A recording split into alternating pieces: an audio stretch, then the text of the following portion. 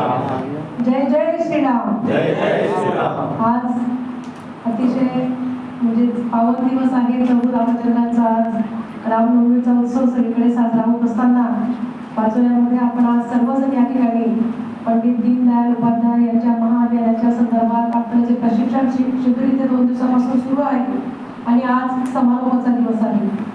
आपल्याला सगळ्यांना मी प्रथम रामनवमीच्या या ठिकाणी शुभेच्छा देते आणि माझं पुढचं मी सध्या या ठिकाणी सुरू करते. माझ्याकडे विषय देण्यात आलेला आहे की भारतीय जनता पार्टीची कार्यपद्धती. प्रथम या ठिकाणी उपस्थित असलेले आपले अध्यक्ष अध्यक्ष तसेच उपस्थित असलेले सर्व सन्माननीय मान्यवर आमच्या नूतनताई सगळ्यांचं देखील मनापासून या ठिकाणी मी स्वागत करते. भारतीय जनता पार्टीची कार्यपद्धती हा विषय मला या ठिकाणी देण्यात आलेला आहे आणि या ठिकाणी जे आपण उपस्थित आहात सर्वजण, मला असं वाटतं भारतीय जनता पार्टी आपल्याला कळालेली आहे आणि म्हणूनच आपण या ठिकाणी जे उपस्थित आहेत, गर्दी जरी नसली तरी हे सगळे दर्दी या ठिकाणी उपस्थित आहेत. म्हणजेच भारतीय जनता पार्टी तुम्हाला कळालेली आहे आणि तुम्हाला काय मार्गदर्शन करावं असा मला प्रश्न पडतो. पण तरी सुद्धा मला एक या ठिकाणी सांगावं असं वाटतं की आपली जी भारतीय जनता पार्टी आहे ही आपण आता खरं मी तुम्हाला मार्गदर्शन करण्यासाठी या ठिकाणी उभी राहिलेलीच नाही. मी एक वक्ता म्हणून नव्हे तर एक सर्वसामान्य कार्यकर्ते म्हणून आज आपल्यामध्ये उपस्थित आहे. कारण भारतीय जनता पार्टी हा एक परिवार आहे, एक विचारधारा आहे आणि त्या विचारधारेचे आपण सगळेजण या ठिकाणी पायी आहोत याचा आपल्याला खरं सगळ्यांना अभिमान आहे. आता मला आपल्याशी संवाद साधायला आवडेल, कारण भाषण किंवा मार्गदर्शन असं न करता मला असं आपल्याला विचारावं वाटतं की आपल्या पार्टीचं आपण जर म्हटलं तर निवडणुकाच्या आपण जिंकतो भावांनो, ते कशाच्या आधारावर जिंकतो? खूप मोठे बॅनर लावतो म्हणून जिंकतो का? खूप जाहिराती करतो म्हणून जिंकतो का? किंवा मोठ्या मोठ्या नेत्यांनी येऊन भाषण केले म्हणून आपण निवडणूक जिंकतो का? आपण निवडणूक कशाच्या आधारावर जिंकतो? कार्यकर्त्यांच्या बळावर जिंकतो. म्हणून भारतीय जनता पार्टीचा आत्मा जर काही असेल तर तो कार्यकर्ता आहे. भारतीय जनता पार्टीचा श्वास जर काही असेल तर तो कार्यकर्ता आहे आणि ह्या कार्यकर्त्याच्या सतत संपर्कात राहण्यासाठी भारतीय जनता पार्टीमध्ये नेहमीच बैठका असतील, कार्यप्रणाली असेल, कार्यपद्धती असेल, कार्यालय असेल, मन की बात सारखा कार्यक्रम असेल, या माध्यमातून आपण सतत भारतीय जनता पार्टीच्या कार्यकर्त्यांशी जुळलेलो असतो, त्यांच्याशी संवाद साधत असतो. आणि म्हणून ज्यावेळेस भारतीय जनता पार्टीचे फक्त 2 खासदार होते त्यावेळेस आपल्याला असं हिणवलं जायचं 2 खासदारांची पार्टी, परंतु आपली पार्टी अशी होती की ती तिथे डगमगली नाही. सतत कार्यकर्त्यांना मार्गदर्शन आणि त्याच्यातून आज जगातला सर्वात जास्त सदस्य संख्या असलेली भारतीय जनता पार्टी आपली पार्टी आहे आणि ती फक्त आणि फक्त कार्यकर्त्यांच्या जीवावर आहे. कोणाच्या जीवावर आहे? कार्यकर्त्यांच्या जीवावर आहे. तर आपल्या आता बघा, आपण आपल्याला जे विचार दिलेले, जे संस्कार दिलेले, ज्या मान्यवरांचं आपण या ठिकाणी पूजन केलेलं आहे, मला असं बघा, आपण म्हणतो की श्यामाप्रसाद मुखर्जी असतील यांचा बलिदान दिवस आपण साजरा करतो. यांचंच पूजन आपण का करतो? कारण आपल्या नेहमी कुठल्याही कार्यक्रमामध्ये या 3 लोकांचेच फोटो असतात. मला आपल्यापैकी कोणी सांगू शकतं का की डॉक्टर श्यामाप्रसाद मुखर्जी यांचाच बलिदान दिवस म्हणून का आपण साजरा करतो? बलिदान तर अनेक लोकांनी दिलेलं आहे. म्हणजे आपण जर सांगितलं तर मला असं वाटतं असं जिवंतपणा वाटेल. दादा बरोबर आहे, संस्थापक होते. बलिदान दिवस म्हणते मी की त्यांचाच बलिदान दिवस आपण का साजरा करतो? तर बघा, पहिले स्वातंत्र्यानंतर काँग्रेस एक व्यासपीठ होतं. ती काही असा एक पक्ष नव्हता, एक व्यासपीठ होतं आणि सगळे चांगल्या विचारांचे लोक त्या ठिकाणी त्या मंत्रिमंडळामध्ये होते. सर्वोच्च पदावर मंत्रिमंडळाच्या श्यामाप्रसाद मुखर्जी त्यावेळेस त्या ठिकाणी होती. परंतु जेव्हा आपण बघितलं असेल की आपल्याला स्वातंत्र्य मिळालं आणि सगळे संस्थानिक खालसा करण्यात आले, त्यावेळेस काश्मीर मात्र तयार नव्हतं आणि पंडित जवाहरलाल नेहरूंनी त्यांना त्यावेळेस मान्यता दिली की काश्मीर हे वेगळं असावं आणि काश्मीरला त्यावेळेस जाण्यासाठी परमिट लागायचं. काश्मीरला सहज आपल्याला नंतर एंट्री नव्हती, कारण त्यांनी नेहरूजींनी त्यांना परवानगी दिली की काश्मीर हे वेगळं असावं. त्यावेळेस डॉक्टर श्यामाप्रसाद मुखर्जी यांना ती गोष्ट अजिबात मान्य नव्हती. कारण देशाचं एक राष्ट्र एक निशाण हे आपण नेहमीच ऐकलेलं आहे. त्याच्यामुळे डॉक्टर श्यामाप्रसाद मुखर्जी यांनी त्यावेळेस आपल्या मंत्रिपदाचा राजीनामा दिला आणि राष्ट्रासाठी त्यावेळेस विदाऊट परमिशन, विदाऊट परमिट ते काश्मीरमध्ये दाखल झाले. आपल्या काही कार्यकर्त्यांना घेऊन तिथे त्यांना अटक करण्यात आली. आणि जेलमध्ये असताना त्यांचा गूढ मृत्यू झाला. त्याचं आजही आपल्याला माहिती नाही की त्यांचा मृत्यू कसा झालेला आहे. म्हणजे असं प्रखर राष्ट्रभक्तीसाठी त्यांनी बलिदान दिलं, म्हणून आज आपण डॉक्टर श्यामाप्रसाद मुखर्जी यांचा बलिदान दिवस हा साजरा करत असतो. तर गोष्ट ह्या आपल्या ज्या आहेत त्या आपल्याला प्रत्येकाला आपल्या भारतीय जनता पार्टीच्या लोकांना या गोष्टी माहिती असल्या पाहिजे. कारण ज्या पक्षाचं आपण काम करतो ते आपले हे दैवत आहेत, तर यांच्याबद्दल आपल्याला माहिती असणं हे अत्यंत गरजेचं असतं. दुसरा विचार आपल्याला डॉक्टर पंडित दीनदयाल उपाध्याय यांनी आपल्याला काय सांगितलं. यांनी सांगितलं एकात्मिक मानववाद आणि अंत्योदय. म्हणजे एक विचार दिला की जे काही आपले कार्यक्रम असतील त्या शेवटच्या घटकापर्यंत पोहोचवणं. म्हणजे बघा, बलिदान, विचार, संस्कार आणि त्याच्यानंतर भारत माता, एक राष्ट्रभक्ती. म्हणून आपण या तिघ लोकांचं पूजन या ठिकाणी करत असतो. आणि हे आपल्याला सगळ्यांनाच माहिती पाहिजे की यांचं योगदान हे असं असल्यामुळे आज पंडित दीनदयाल उपाध्याय यांनी त्यावेळेस हा विचार आपल्याला दिला की अंत्योदय की शेवटच्या घटकापर्यंत ते गेलं पाहिजे.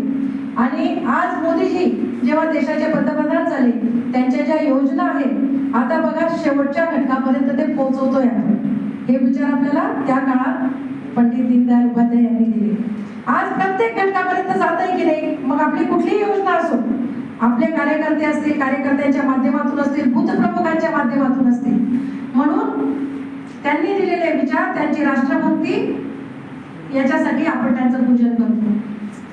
आता मला या ठिकाणी असं सांगायचं, बऱ्याच वेळा असं वाटतं लोकांना की कार्यकर्ता, आपला कार्यकर्ता हा नेहमी असा खूप उत्साही असतो. भारतीय जनता पार्टीचा कार्यकर्ता, अनेक लोक विचारतात, हे बघा कार्यकर्ता असताना सगळ्यांनाच काही पदं मिळतात असा विषय नसतो, परंतु भारतीय जनता पार्टीचा कार्यकर्ता हा इतका प्रामाणिकपणे काम करत असतो.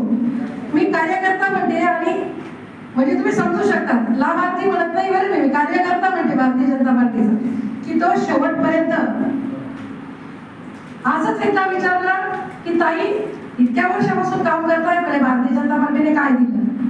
म्हटलं भारतीय जनता पार्टीने मला जनतेसमोर जाऊन एक विचार मांडण्याचा जो स्वाभिमान दिलेला आहे, एक अभिमान दिलेला आहे, त्याच्यामुळे मला भारतीय जनता पार्टीचे कार्यकर्ता असल्याचा खूप मोठा अभिमान आहे.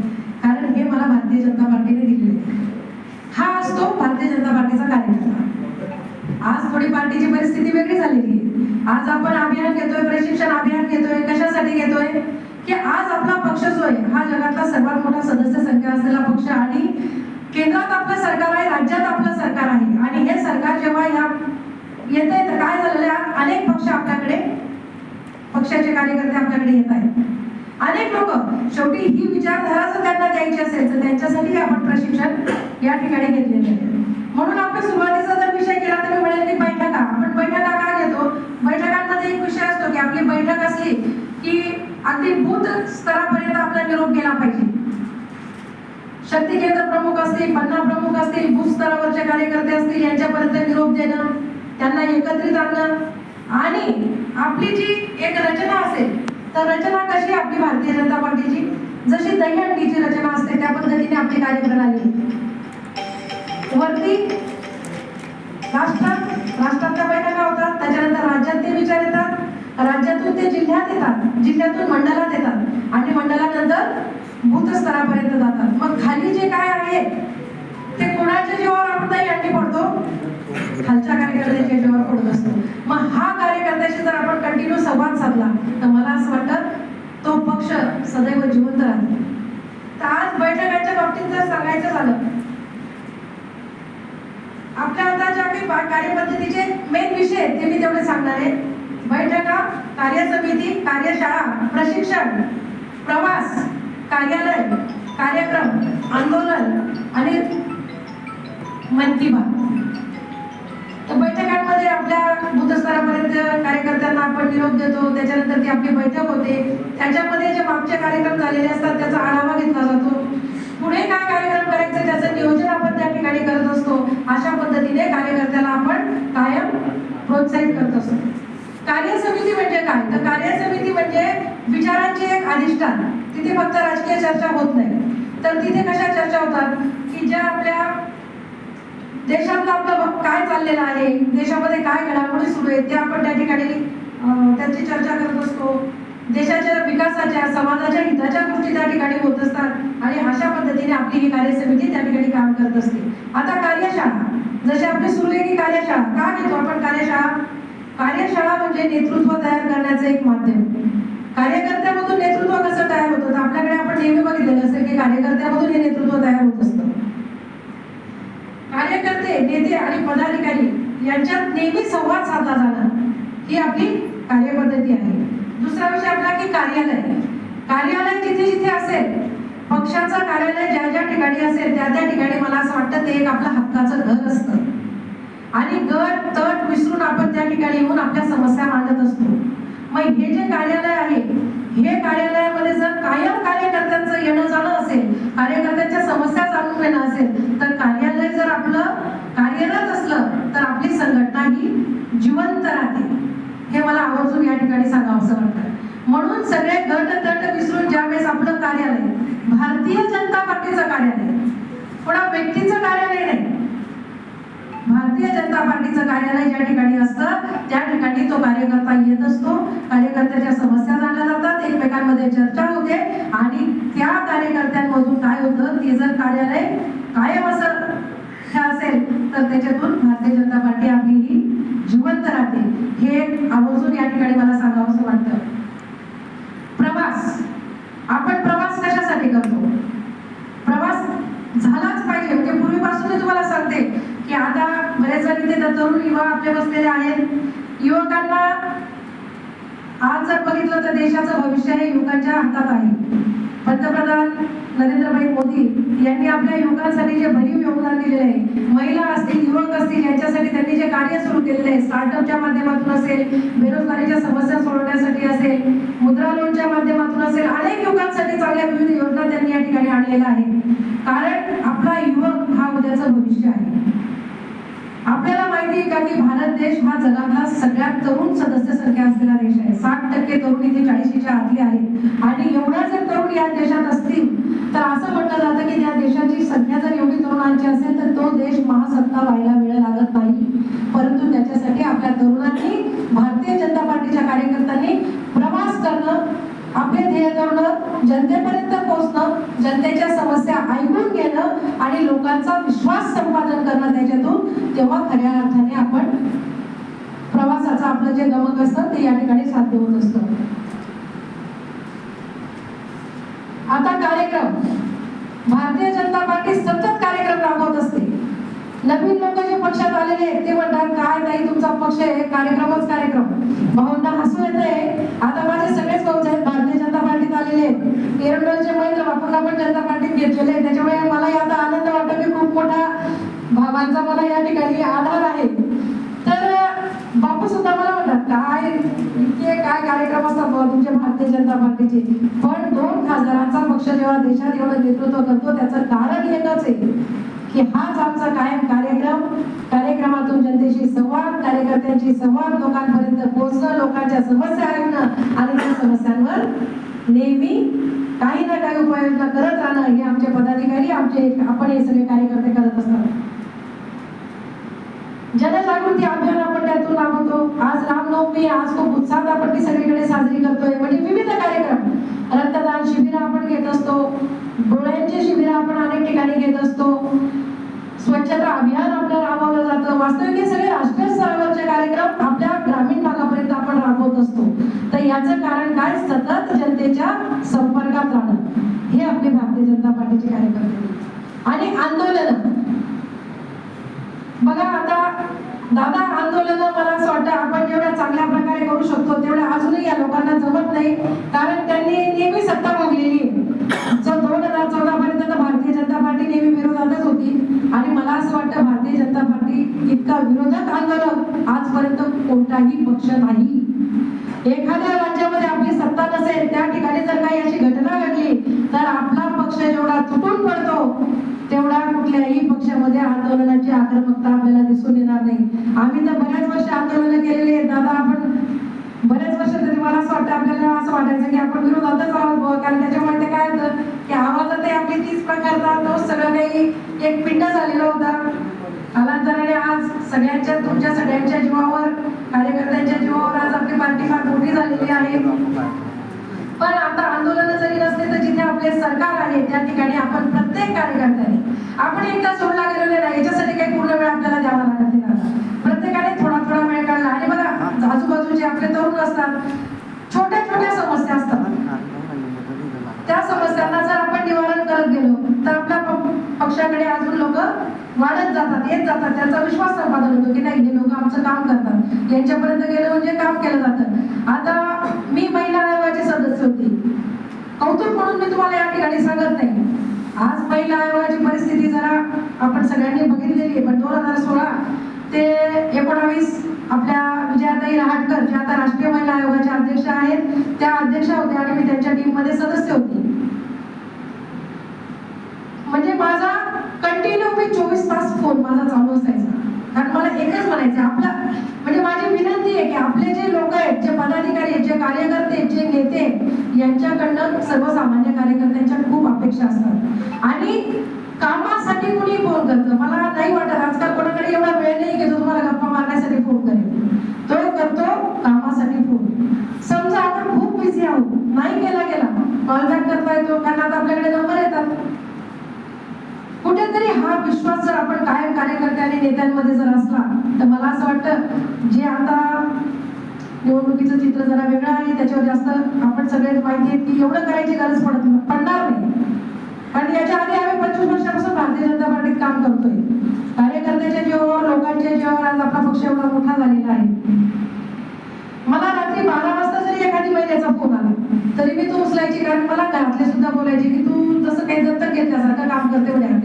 पण मी म्हणायची पक्षाने दिलेली ही संधी आणि या संधीचं आपण सोनं केलं पाहिजे, जनतेसाठी केलं पाहिजे. 12 वाजता जर सांगा दादा एखादी महिला मला फोन करेल, ती गप्पा मारण्यासाठी करेल का? ती कुठेतरी अडचणीत असेल. आणि ज्या पदांवर मला आपल्याला एक सांगावंसं वाटतंय की आपण सगळे पदाधिकारी आहात इथे, आपल्याला जे पद दिलेले ते जर जबाबदारीने आपण सगळ्यांनी पार पाडले, जबाबदारीने म्हणजे मुद्दाम जबाबदारी हा या ठिकाणी वापरते मी शब्द, तर मला असं वाटतं की इतकी आपल्याला सांगायची गरजच पडणार नाही निवडणुकांमध्ये आणि एवढा पैसा खर्च करायची पण गरज पडणार नाही, असं माझं प्रामाणिक मत आहे दादा. जर आपण आपल्या जबाबदारीला प्रत्येकाने न्याय दिला आणि जर लोकांपर्यंत आपण नेहमी पोहोचत गेलो की जे या महापुरुषांनी पाहिलेलं स्वप्न होतं, मग ते दीनदयाळ उपाध्याय असतील, श्यामाप्रसाद मुखर्जी असतील, अरे राष्ट्रभक्तीसाठी जो माणूस मंत्रिपदाचा राजीनामा देतो, आपण छोट्याच्या पदासाठी भांडत बसतो, ही आपली संस्कृती नाहीये. आणि त्याच्यासाठी या कार्यशाळा आहेत की काय भारतीय जनता पार्टीची संस्कृती, काय भारतीय जनता पार्टीची कार्यपद्धती आहे, पार्टी काय या सगळ्या गोष्टींवर काम करते. तर हे आपले नवीन आलेले जे तरुण आहेत, या तरुणांना ही पार्टी कळाली पाहिजे आणि म्हणून या कार्यशाळेचं या ठिकाणी आयोजन केलेलं आहे. तर मी तुम्हाला हेच सांगणार आहे, आता आपल्या देशाचे पंतप्रधान, मला सांगा आजपर्यंत कुठल्या पंतप्रधानाने मन की बात सारखा कार्यक्रम राबवला होता का? आजपर्यंत नाही राबवला. कोणी असा संवाद साधला होता का जनतेशी?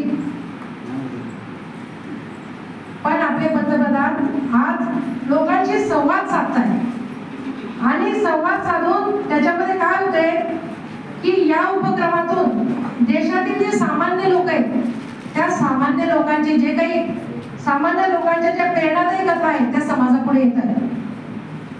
सर्वसामान्य लोकांच्या ज्या प्रेरणादायी कथा आहेत त्या आज लोकांपुढे येत आहेत. का? तर देशाचे पंतप्रधान त्यांच्याशी संवाद साधतात.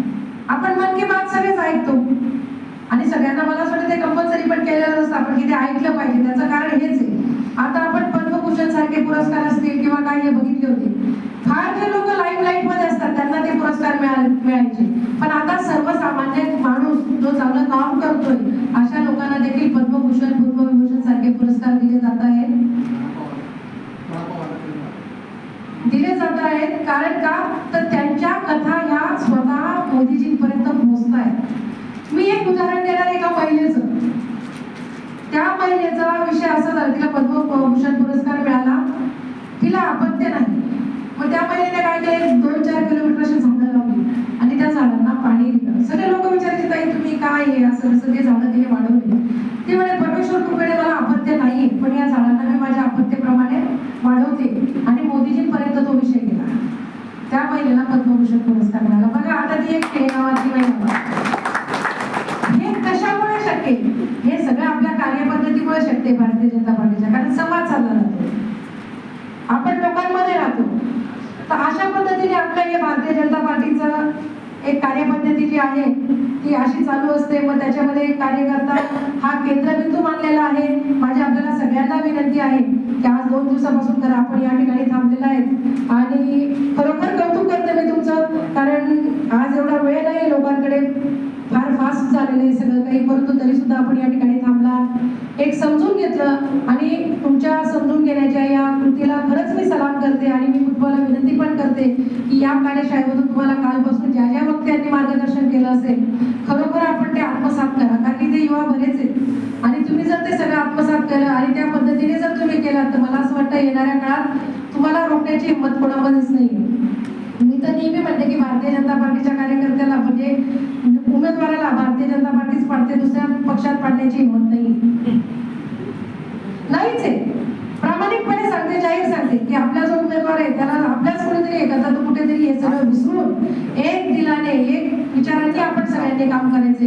की ज्या लोकांनी बघा मंत्रिपदाचा राजीनामा दिला, राष्ट्रप्रेम राष्ट्रभक्ती पहिले म्हणून आपल्याकडे काय म्हटलं जातं, प्रथम राष्ट्र, नंतर पार्टी आणि नंतर स्वतः, हा विचार घेऊन आपण सगळेजण या ठिकाणून जाणार आहात हे मला पूर्ण मनापासून या ठिकाणी विश्वास आहे. आज या ठिकाणी खरं जास्त लांबलं की काय असं वाटायला लागलंय मला माझं, पण वाटत होतं की जे सांगायचंय ते आपल्यापर्यंत पोहोचलं पाहिजे. सांगण्यासारखं खूप काही आहे, कारण कार्यपद्धती जर म्हटली तर गेल्या 25 वर्षात आम्ही जे अनुभवलेलं आहे, पूर्वी कुठलेही नेते आले असतील ते कार्यकर्त्याच्या घरी यायचे, आजकाल थोडी पंचतारांकित आपली पण संस्कृती होत चाललेली आहे आणि ते कुठेतरी लक्षात आल्यामुळे आज पुन्हा आपण सगळेजण असे एकत्र आलेलो आहोत. या कार्यशाळा आपल्या होत आहेत आणि मला असं वाटतं कंटिन्यू आता त्या सुरू राहतील.